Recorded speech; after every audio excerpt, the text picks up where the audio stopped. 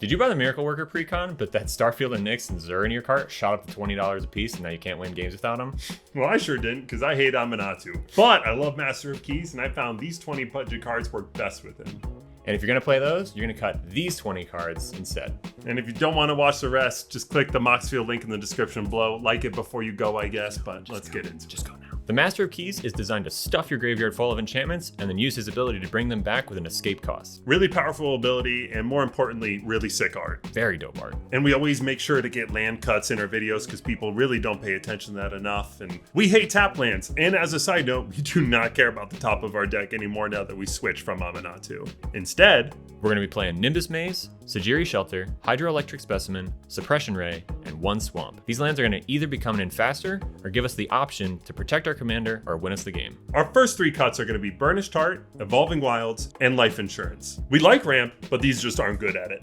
Our 4th and 5th cards are Phenomenon Investigators and Dream Eater. These are just bad cards. Our next 5 cuts are Brainstone, Otherworldly Gaze, Portent, Moonblessed Cleric, and Prognostic Sphinx. All 5 of these cards manipulate our top deck in a way that Master of Keys just can't take advantage of in the same way as Aminatou. Our next 3 cuts are Metamorphosis Fanatic, Arvinox the Mind Flail, and Cramp Vents Access Maze. If we don't like these cards for their discounted price, we certainly don't like them at full CMC. Our next cut, Ancient Cellar Spawn, just doesn't fit the mold whatsoever of this deck. We're not casting things for miracles anymore. And our 15th card is Oromancer. Our final cuts are Entreat the Angels, Nightmare Shepherd, Spirit Sister's Call, Athreos Shroud Veiled, and Bottomless Pool Locker Room. These cards are either just really inefficient or not really applicable to our game plan.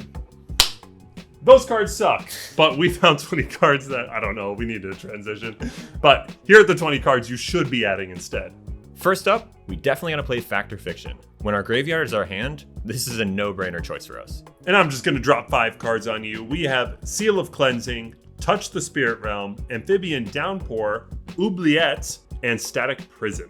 When you can recur removal, play it. And these cards are so freaking sweet in the deck. And a specific note to Amphibian Downpour, you can play it on anyone's turn because it has flash. Flash cards are so good in Master of Keys. And Touch the Spirit Realm is a really cool add. I'm glad you picked that out because it has functionality in your hand and then goes to grave for a second use. Our 7th add is Curator's Ward. This is an enchantment that we can keep using over and over again to protect Master of Keys. Our 8th card is Ripples of Undeath. One of the best mill cards in the entire game. It gets started so freaking fast. And if there's any specific enchantments you want to make sure are in your graveyard, our 9th and 10th picks are Unmarked Grave and Gravebreaker Lamia. And Gravebreaker Lamia even helps you cast it for cheaper. Our 11th card is one of my recent favorites, Guardian Scale Lord. I'm a huge Sun Titan fan, the advantage it can generate is crazy, and the fact that you're putting backup on your flying commander is getting you something back immediately. Our 12th pick is Inquisitive Glimmer. Elegant, simple, also an enchantment that you can recur for its escape cost. Our 13th and 14th adds are Savine's Reclamation and Luris of the Dream Den.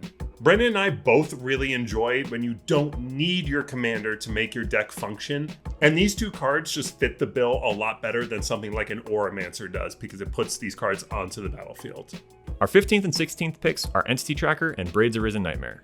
These are creatures which we're gonna try to keep few and far between, but they're just so strong as a draw engine that we need to play them. And a specific note if you're newer on Braids, people aren't likely to sacrifice their enchantments or have them, and we have recursion available to us. Our 17th pick, much to Brandon's dismay, is Mystic Remora. When its escape cost is only 1, it's an easy inclusion. My favorite part about it is it does scale with your play group. Typically, lower powered decks will be mostly creatures. Our 18th pick is Jace the Perfected Mind. This is a recent Jace, but for us, he's as good as ever. His -2 is very likely to mill us 3 cards and then draw us 3 cards. Our 19th pick is Dress Down. Similar to Amphibian Downpour, we love flash cards with an escape cost. This drawing a card, this cycling, this putting itself in the graveyard, it's so freaking good. It's also just a cool stacks piece. And finally, we've got Animate Dead. At just 2 mana, this is a crazy efficient recursion spell, grabbing anything out of anyone's graveyard, and we can play it multiple times. That's it. That's time. It's time to go. Goodbye. Bye-bye.